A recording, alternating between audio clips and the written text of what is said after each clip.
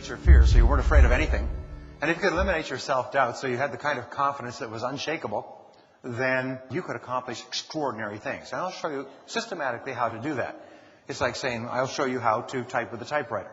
Because developing the psychological qualities of success is a process that has been refined by hundreds of thousands and millions of people over decades. And I'll show you what they are. Really simple, powerful principles. So, eliminating fear and doubt is the key. Now, what is the key to eliminating fear? How do we develop courage?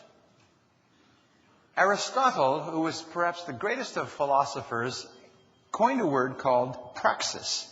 Now, praxis is actually a Greek word which means taking the action consistent with the desired end. It means this. If you want to develop courage, then simply act courageously when it's called for. And if you do something over and over again repeatedly, what do you develop? You develop a habit. So people develop the habit of courage, and people develop the habit of non-courage, if you like, by simply engaging in the actions repeatedly that lead to one or the other. Now, I don't mean to be simplistic, but that is very simplistic. So what do we know? And this is what Aristotle said. If you desire a quality and you have it not, act in every respect as if you already had the quality you desire, and you will have it. Ralph Waldo Emerson said when he was 12 years old, a little piece of paper blew against his leg when he was walking down the street in Concord, Massachusetts, and it changed his life forever. And he picked up the little piece of paper and he looked at it, and it said, if you would be happy and successful, he said, make a habit throughout your life of doing the things you fear. Make a habit throughout your life of doing the things you fear. You see, if you do the thing you fear, the death of fear is certain. If you do the thing you fear, the death of fear is certain. Because if you keep doing the thing you fear, eventually it has no fear for you. So therefore, what is the one major reason why people fail in selling? It's because they hate prospecting. Why do they hate prospecting? Because of the fear of rejection, criticism, disapproval, and so on. So what do most people do when they have a fear? Is they avoid that area. And by avoiding the area of prospecting, their business declines, which makes them more fearful and anxious for the rest of their lives, which makes them avoid rejection and prospecting even more. And 1/3 of all salespeople every year drop out of selling because they cannot take the trauma and the fear involved in prospecting. What do top salespeople do? They say, I am going to do this prospecting. I'm going to hammer and hammer at it until I'm completely neutral. So it has no fear at all. What's the great rule for overcoming the fear of rejection in prospecting? The answer is to realize that rejection is not personal.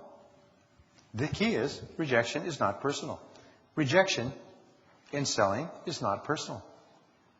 I had a friend who started in selling some years ago, and he was very, very anxious about prospecting. He had to prospect on the telephone, and he found himself doing the telephone two-step. You know what the telephone two-step is? Here's the telephone, and you have to phone to make appointments. Now, how many of us have to phone to make appointments? Come on, we all have to use the phone. He'd go, well, how are you doing? Well, I think I'll have another cup of coffee. Did you get any calls yet? No, you didn't send any calls out. Okay.